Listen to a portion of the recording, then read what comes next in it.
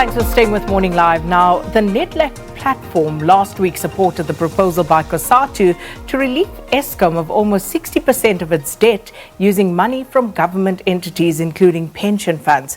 Now, the plan would see the Public Investment Corporation, the PIC, which manages pensions on behalf of Government Employees Pension Fund, the Development Bank of Southern Africa, and the Industrial Development Corporation, take 254 billion rand off Eskom's 450 billion rand debt. Now, the debate on whether state-owned companies such as Eskom and SAA should be privatized to relieve the public purse of this financial burden has been an ongoing one. And at the weekend, ANC chairperson Gwede Mantashe came out in support of privatizing SAA if it can't sustain itself. Meanwhile, the ANC's alliance partner Cosatu says the worst thing that could happen could be to have parastatals in private hands, and therefore SAA needs to be saved. Our guest on this discussion right now is Andile Mazwai, founder and CEO of Ikala Private Equity. Thanks for coming through. Morning, and thank you for having me here. Andile, perhaps a good place to start is to look at the mandates of the entities that we've mentioned, that Cosatu has also, spoken about. So we're talking about the PIC, the Public Investment Corporation. We're talking about the DBSA, Development Bank of Southern Africa, and of course the IDC, the Industrial Development Corporation. So what is the mandate of each of these? Let's look at PIC, and the bulk of the money behind PIC belongs to the Government Employee Pension Fund. It's 1.8 trillion rand, and importantly, the GEPF, or the Government Employee Pension Fund, is a defined benefit scheme. It means that if you're in a defined benefit scheme, the employer is the one who's responsible to make sure that you receive your pension. So importantly, that 1.8 trillion rand, the important question is, who does it belong to? The workers? Or in this case, the employer, who's the state. So just on that, I think there's an important, distinction to be made here. You say it's a defined benefit scheme. Correct. And therefore not a defined contribution scheme. Correct. So what sort of implication does that then bring about? The implication means that if you work for government, you are owed a pension. So whenever you're going to go on pension, you are guaranteed to receive your pension. It's government's problem where it will get the money. Currently, government has said we will create the GEPF, we'll give the money to the PIC so that when you go on pension, it knows where it's going to get the money. If it uses that money today, it is then going to create a problem for the future. It'll have to find a way to fund that pension in the future. So yes, it can move this money, bail out Eskom, but if Eskom is bankrupt today, if we are all bankrupt today, the risk that you have with this problem is that you may just simply be bankrupting the future. So what Cosatu has been saying about this is that they're not talking about the actual pension funds. What they're talking about is, some profits that may have accrued over time. Correct. The profits on your money remain your money. What Cosatu's idea goes further than that. It says not only should you look at this money, but rather it looks at prescribed assets. It's saying, look, it sounds very noble. It's a noble idea to say we as South Africans should all come together to help a situation because we are in a crisis.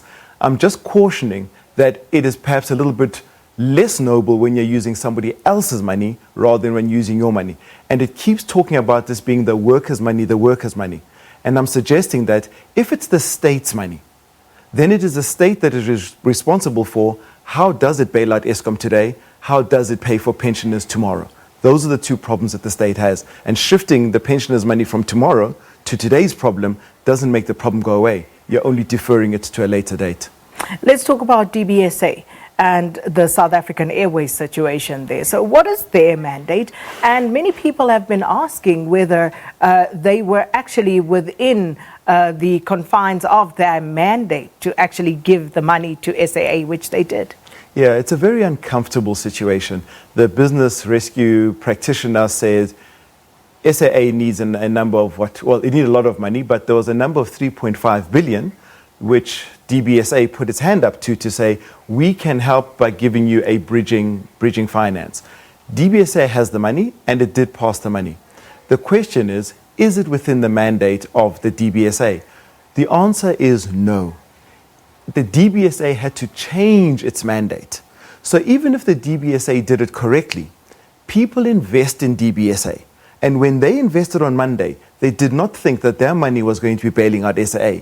If on Tuesday they wake up and they realize that this is what their money is used for, they may just decide that they don't like the change in mandate, and they may then just simply withdraw their funding of DBSA. So yeah, DBSA did it. But the question is, if you keep changing your mandate, are you taking your investors on a journey that they're not enjoying anymore?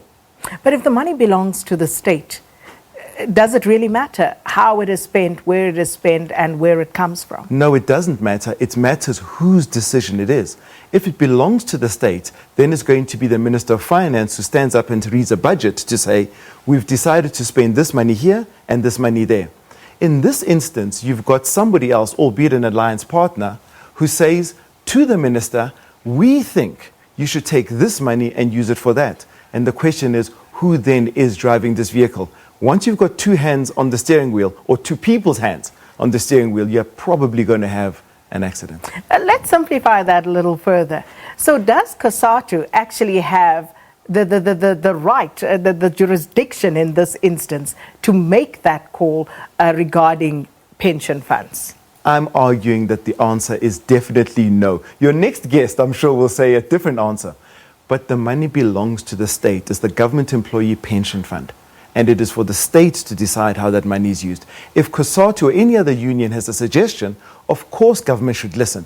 But it can't take direction from somebody who's not in charge of the National Treasury. So the NGC coming up for the ruling ANC, and they obviously have to take a very strong position with regard to SOEs and what's to happen going forward, because it would seem as though this is a bottomless pit, that money, and we're talking huge monies, are being thrown at. What, in your view, needs to happen? That is such an important question. We've only been talking about the debt. But before the debt, we had decline and dysfunction. Eskom didn't wake up with the 450 billion rand problem. First, right now, the SIU, the Special Investigative Unit, has identified 170 billion rand which has been stolen by contractors from Eskom since 2005. The money's gone. We know the money's gone. There are investigations looking for the money. That's decline. Dysfunction. Eskom decided to build 2 power plants. Great. 150 billion rand was the ticket. To date, we've spent 440 billion rand and we're not done yet. That's dysfunctional. When you add those up, then you end up at a debt problem. So yeah, it's fantastic that we're all trying to fix the debt problem, but so far we've been throwing money at this problem and we've ended up with a more expensive problem. So where's the solution? The solution is to fix the problem. Can we fix the problem at this point? We have to fix it. You cannot sit and say, well, money is being stolen from Eskom and I give up. Oh, I'll just throw more money at it. Government must be serious about saying, I will stop the thieves who are stealing money from Eskom. I will stop the mismanagement of Eskom. Once you then get it right, then we can talk about how do you throw money at it towards something that's working, not towards something that's just simply eating money. But you've just mentioned the example of the SIU and the fact that we've had ad hoc committees. We have the Zondo Commission of Inquiry. There have been so many avenues where people have tried to look for the problem and where the money has gone to, who's stolen it, and yet what do we have to show for it? And we're spending money on all of those processes. Correct. But is then the answer, we don't know what the problem is, let's throw more money at it? Surely we have to have the discipline to say we have a governance problem. If we keep doing something and it's not giving us the answer we want, we have to then ask, is the governance structure around Eskom correct?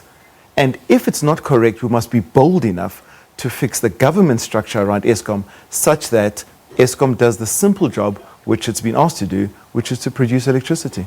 Well, how do you do this when you have competing interests at the political level and beyond? That's the governance issue. Who really is in charge of Eskom? Who's allowed to press the buttons at Eskom? And right now we have a situation where there is political intervention. Yes, government has the right, but in exercising that right, it becomes very frustrating for Eskom to do its work. We're going to park it there because I'm sure this conversation isn't going away in a hurry. No. But thank you so much for coming through, Andile Mazwai, founder and CEO of Ikala Private Equity, sharing his views on government's decision to use pensions from the pension funds from SAA, DBSA, PIC and the UIF to bail out ailing SOEs such as Eskom, as already happened with SAA. So we continue this discussion in another vein. The Public Servants Association, well, they have questioned government's approval to use public servants' pensions to bail out these entities. We'll find out more after the break.